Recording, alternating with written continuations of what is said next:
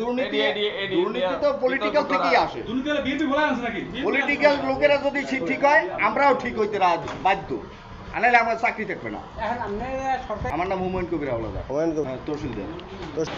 আমাদের জমি খরচা চাওয়ার পরে সে আমার কাছ থেকে 1000 টাকা দাবি করে। বলছি যে 5 তারিখে তো সরকার পতন হয়েছে, তো এখন যারা বিএনপি কর্মী আছে তাদের কাছ থেকে আপনি টাকা দাবি করবেন। উনি বলছে বিএনপি এই দেশে দুর্নীতি শিখে গেছে, বিএনপির দ্বারাই সব দুর্নীতি হয়েছে। তহসিলদার তার কাছে টাকা দাবি করে, আমিও তখন তার সাথেই ছিলাম।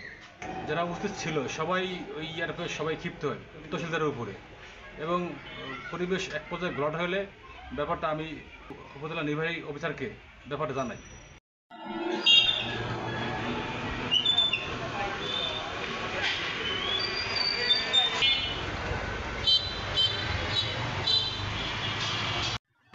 বিএনপি সবসময় সুস্থ ধারা রাজনীতি করে, উন্নয়ন উৎপাদনে বিশ্বাসী, দুর্নীতির বিপক্ষে হবে বিএনপি। কিন্তু বিএনপি সম্পর্কে উনি এত বড় একটা কটূক্তি করবো, এত বড় একটা কথা বলবো কীভাবে? বিষয়টি বিএনপির সিনিয়র নেতৃবৃন্দকে জানানো হয়েছে, দেখি তারা কি সিদ্ধান্ত নেয়। বিএনপি তো দীর্ঘ 16 বছর 17 বছর দুর্নীতির বিরুদ্ধেই আন্দোলন করলো, আন্দোলন সংগ্রাম করলো। দুর্নীতি করলো তো ওই স্বৈরাচার শেখ হাসিনা দুর্নীতি হাজার হাজার বিলিয়ন কোটি টাকা পাচার করলো, বিএনপি তার বিরুদ্ধে প্রতিবাদ করলো।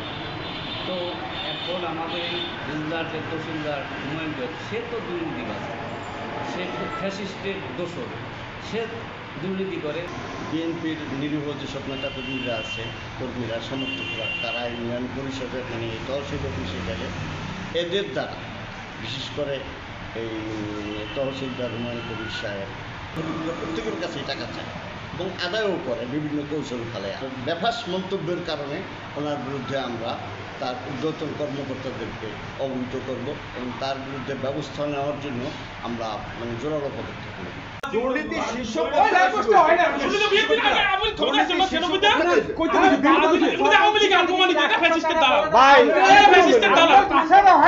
আপনি যে বললেন বিএনপি আকাম কুকাম শিখাইছে, এই জিনিসটা কিরকম? না, এটা আমি বলতেছি, আগের আমলে যে শৃঙ্খলা ছিল সেটা একটু হইলেও বাড়াইছে বিএনপির আমলে। ওই যে 2001-এ না ওই তো মাত্রাটা শুরু হয়েছে ওই ক্ষেত্র থেকে। কোন জায়গা থেকে? 2001 সাল থেকে? হ্যাঁ, 2001 সাল থেকে। আপনি এই টেবিল থেকে তর্ক না করা বেটার। এই বল আমরা এই সব তর্ক ওই বিএনপি থেকেই আওয়ামী লীগ শিখছে, আওয়ামী লীগ থেকেই আবার এই পর্বে যায় না।